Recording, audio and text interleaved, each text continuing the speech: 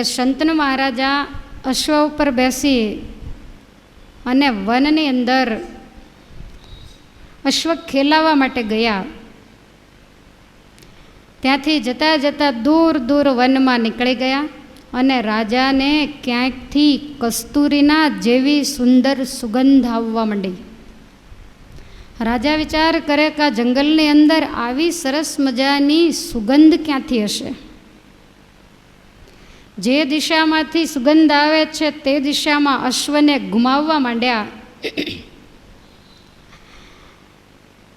આગળ નીકળતા એને દૂર દૂર એક પર્ણકુટી દેખાણી. વિચાર કરે છે કે આ પર્ણકુટીમાં કોઈ હશે. અશ્વ જ્યાં નજીક લઈ ગયા ત્યાં તો ભગવાન વ્યાસનારાયણના માતા મત્સ્યગંધા, જેનું નામ બીજું છે સત્યવતી, તો એ પર્ણકુટીમાં બેસી અને પરમેશ્વરનું આરાધન કરે છે. રાજાને અતિ આશ્ચર્ય થયું. કહો, આ ઘોર જંગલની અંદર આવી સુકુમાર સ્ત્રી આ કોની રાજકુમારી હશે? માછીમારની દીકરી હોવા છતાંય કોઈએ એને એવું કહ્યું નથી કે આ કોઈ ઢીંબરની પુત્રી છે. કારણ કે ક્ષત્રિયનું સંતાન છે, રૂપ, શીલ અને ગુણે કરીને અતિશય શોભી રહ્યા છે. શંતનુ રાજાએ પૂછ્યું કે તમે કોના રાજકુમારી છો? ત્યારે સત્યવતી કહે છે કે હું રાજકુમારી નથી, હું તો ઢીમ્મરની પુત્રી છું અને મારા પિતા અયોધ્યા નગરના વહાણવટી છે. રાજા પૂછે છે કે તો અહીંયા એકલા રહેવાનું કાંઈ કારણ?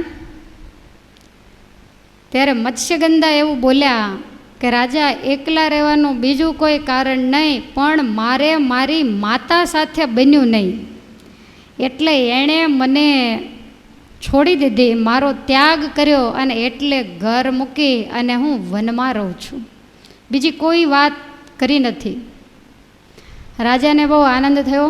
રાજા કહે છે કે હે સુંદરી, તમે પર્ણકુટીમાં રહેવાને લાયક નથી, તમે તો રાજમહેલમાં રહેવાને લાયક છો.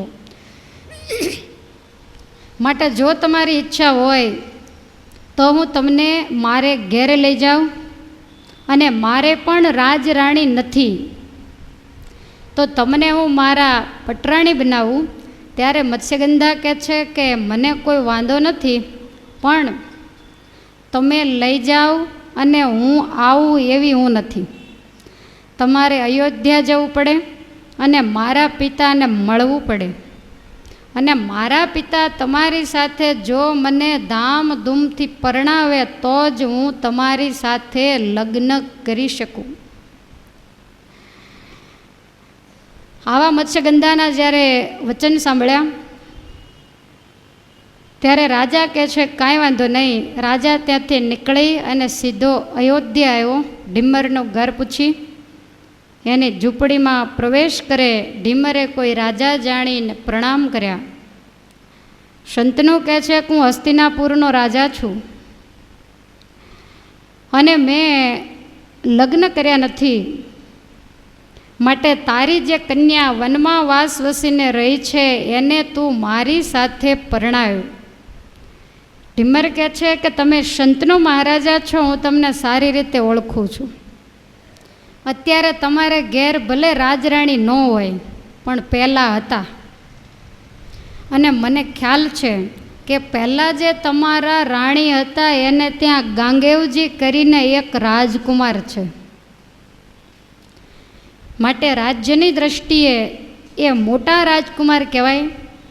તો હું મારી દીકરી તમારી સાથે પરણાવું, મને કોઈ વાંધો નથી, પણ તમારો દીકરો ગાંગેવ આવીને તમારું સગપણ નક્કી કરી જાય અને એ જો તમને પરણાવે તો જ હું તમને મારી કન્યા આપું. રાજા તરત જ આ સાંભળીને પાછો વળ્યો.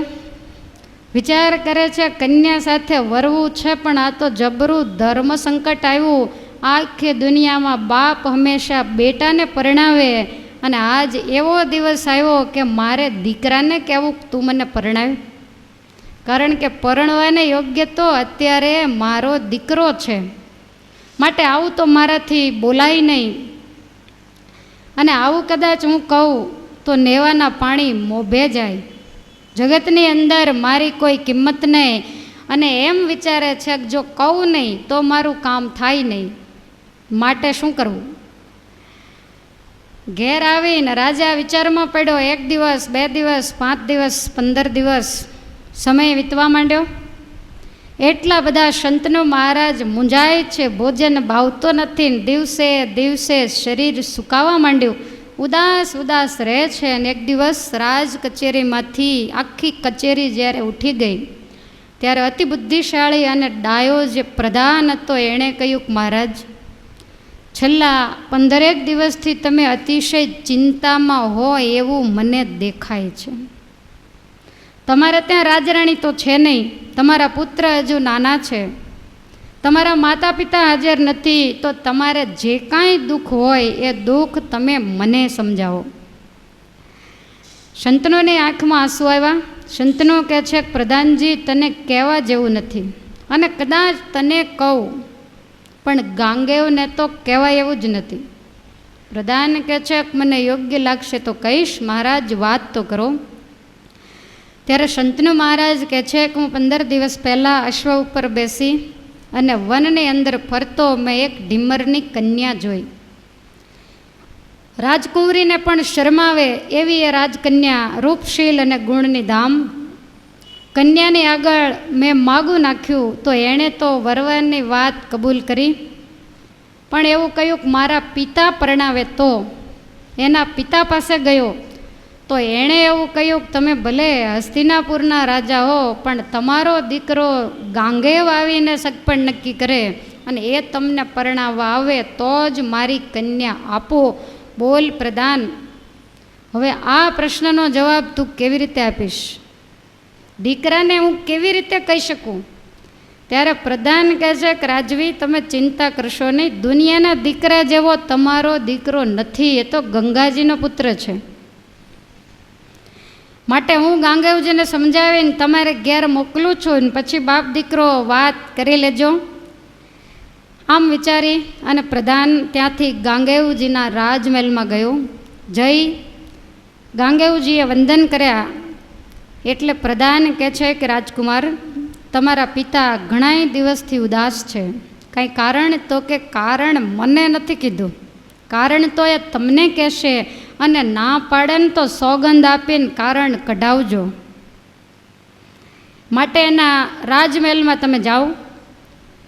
ગાંગેવજી તરત જ તમામ કામને પડતા મૂકી અને પિતૃભક્ત હોય પોતાના પિતાના રાજમહેલે આવ્યા.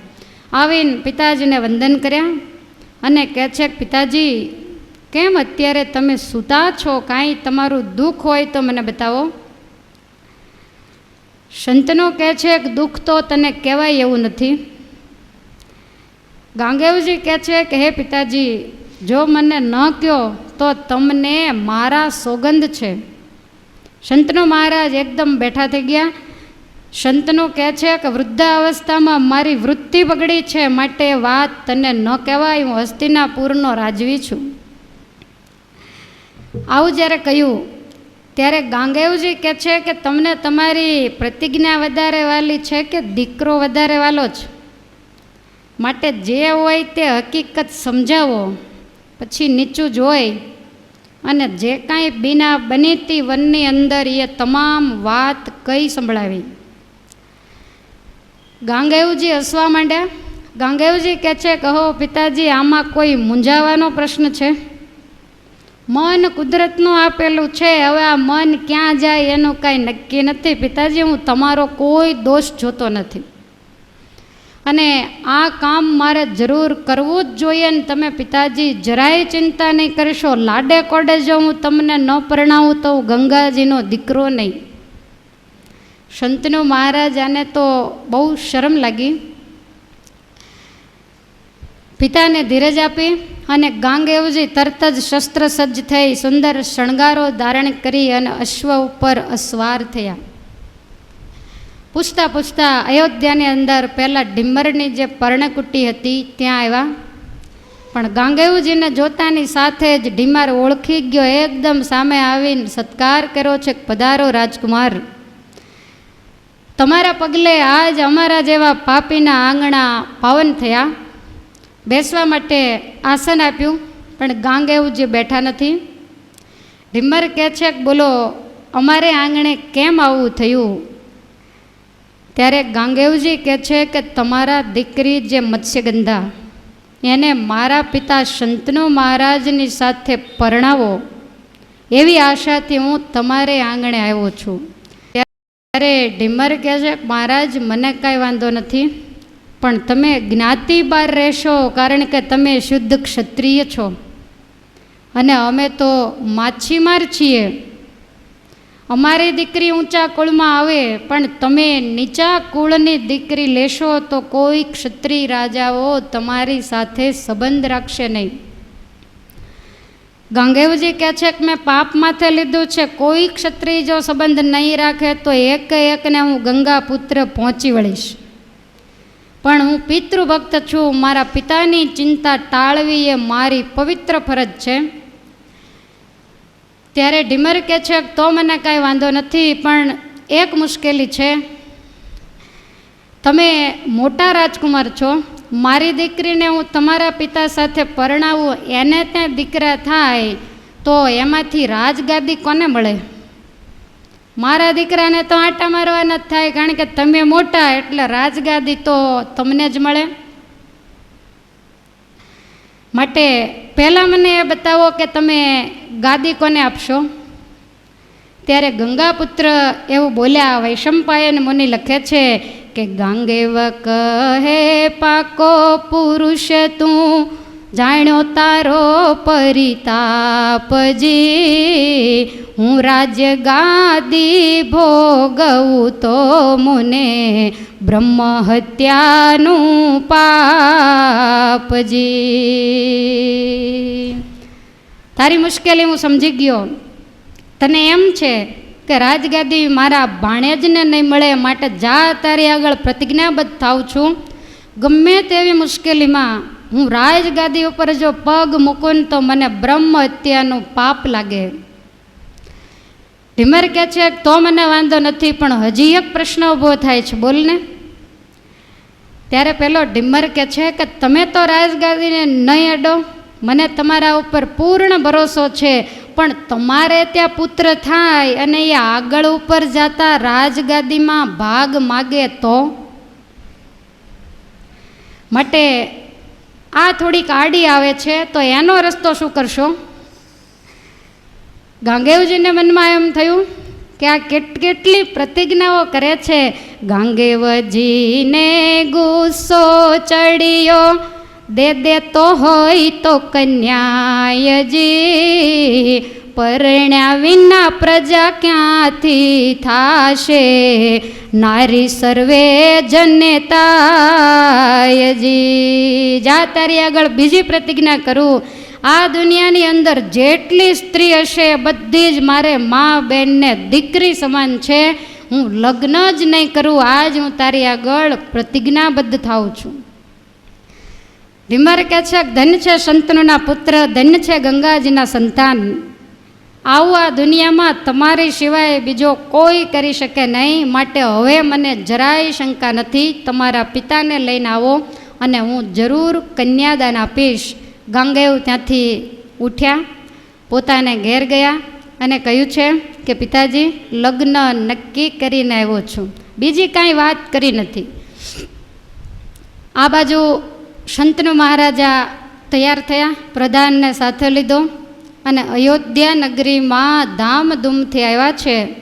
મત્સ્યગંધાને પર્ણકુટીમાંથી માતા પિતા પોતાને ઘેર લાવ્યા અને શંતનુ મહારાજા પરણવા માટે આવ્યા ત્યારે ઢીમરે યથાશક્તિ એને આવકાર આપ્યો છે અને વેદોક્ત વિધિ સાથે શંતનુ મહારાજાની સાથે આ સત્યવતીના લગ્ન થયા છે.